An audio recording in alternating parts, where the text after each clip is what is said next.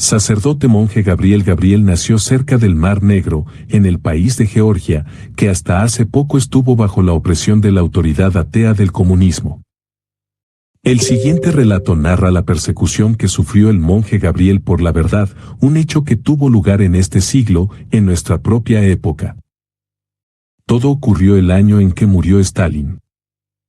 Gabriel era un joven sacerdote monje.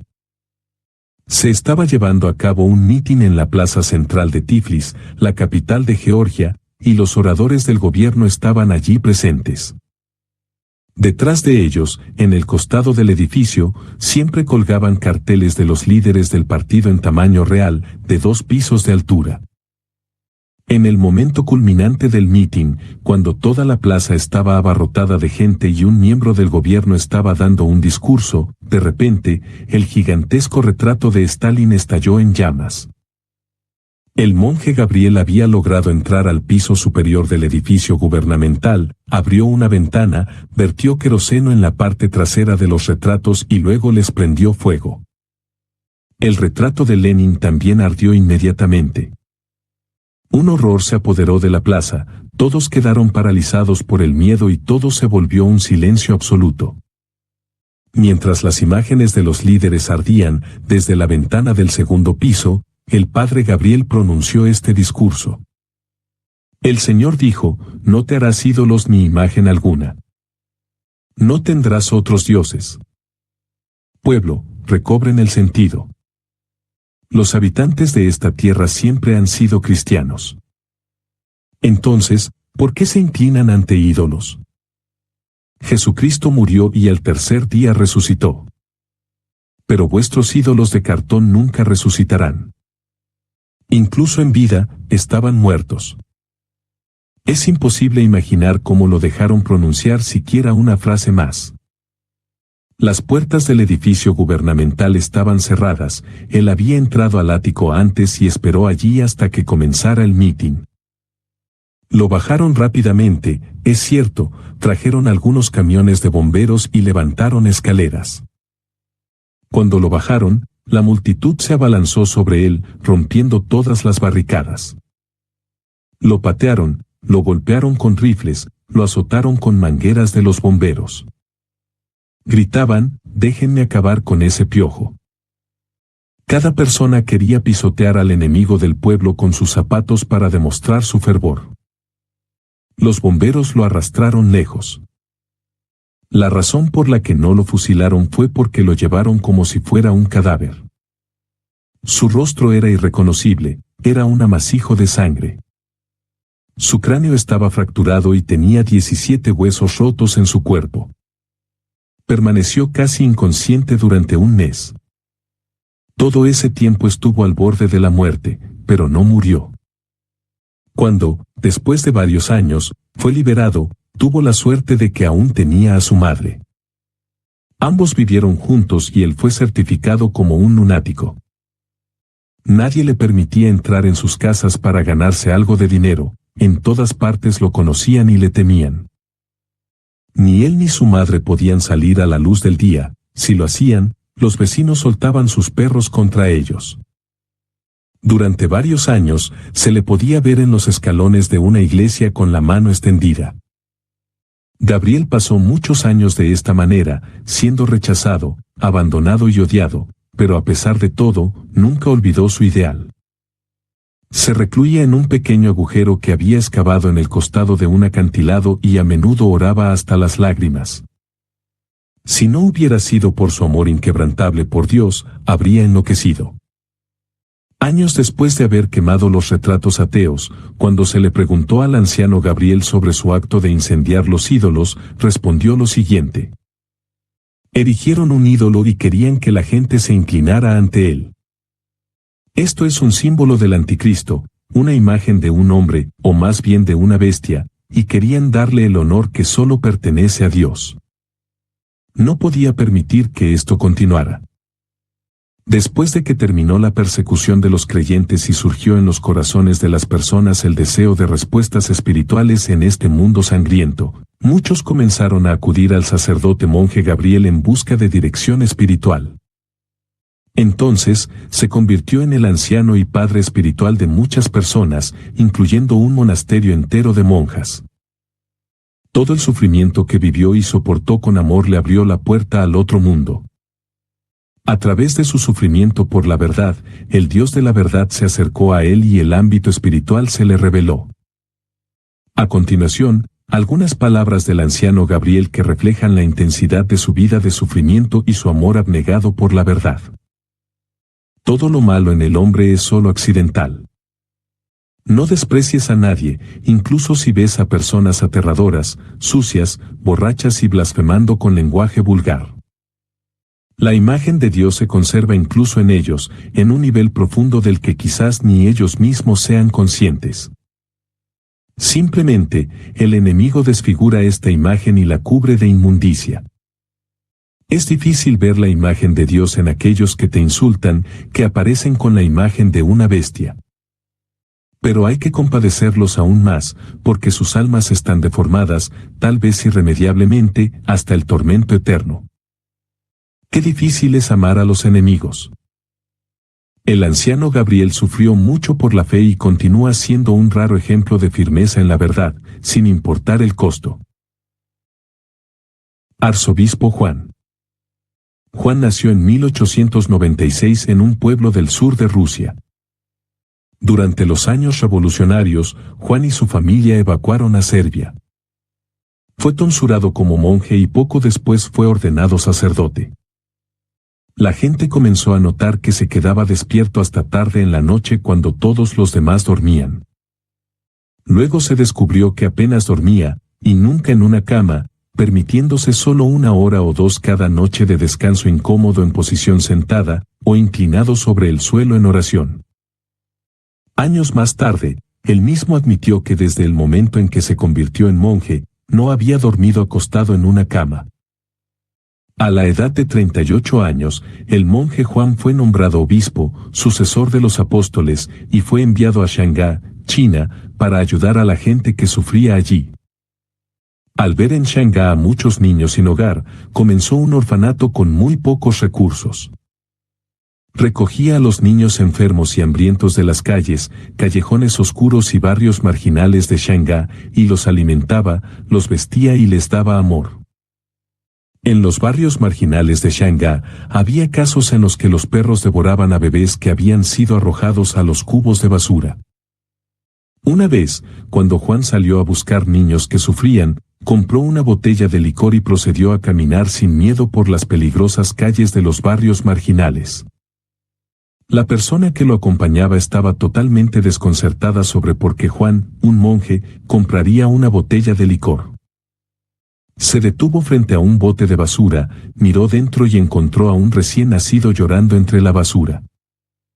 Cuando se acercó para tomarlo, escuchó una voz gruñendo desde una esquina oscura de un edificio. Juan se dirigió hacia la figura y ofreció la botella de licor a cambio del niño.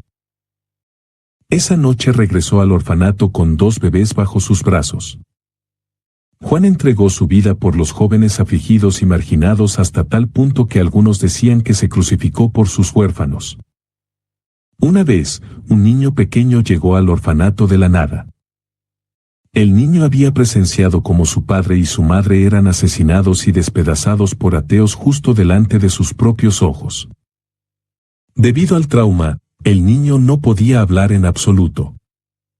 Era como un animal atrapado, temeroso de todos y solo confiaba en sus puños. Cuando Juan llegó, se sentó ante el niño que todavía temblaba y le dijo: «Sé que has perdido a tu padre, pero ahora has encontrado uno, yo», y lo abrazó.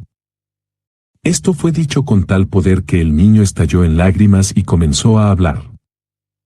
Una vez, en medio de la noche, una de las mujeres que ayudaba a Juan con los huérfanos decidió subir al campanario. Hacía frío y había viento.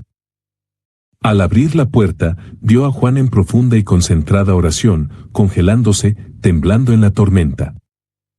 Estaba sufriendo en oración por sus huérfanos y por el terrible estado del mundo entero mientras el mundo dormía. Después de muchos años de sufrimiento con la gente que sufría en China, se le pidió al arzobispo Juan que se mudara a California para construir una iglesia ortodoxa allí. Con mucha dificultad, organizó que todos sus huérfanos se unieran a él en San Francisco. Pronto se hizo evidente que el núcleo de su ascetismo era la oración y el ayuno. Comía solo una vez al día, alrededor de las 11 de la noche, y a veces no comía durante toda una semana. Sus noches las pasaba generalmente en oración, y cuando estaba exhausto, se derrumbaba en el suelo y robaba unas pocas horas de sueño. Cuando era hora de levantarse, alguien le daba un golpecito en el hombro, y él saltaba y se le veía en unos minutos, con agua fría corriendo por su barba, pero bastante despierto. A pesar de la desaprobación de las figuras importantes de la iglesia, a menudo se veía a Juan jugando con niños. Parecía que le gustaba estar con niños más que con figuras importantes de la iglesia. En resumen, no le preocupaba lo que la gente pensara de él. Caminaba descalzo bajo la lluvia y la nieve, no prestaba atención a su largo cabello gris que siempre estaba despeinado, y no tenía ninguna preocupación por su apariencia externa. Todo lo que le importaba era el mundo interior. El arzobispo Juan a menudo hacía cosas que parecían locas a los ojos del mundo. No le importaba lo que la gente pensara de él, sino que vivía como si no fuera de este mundo.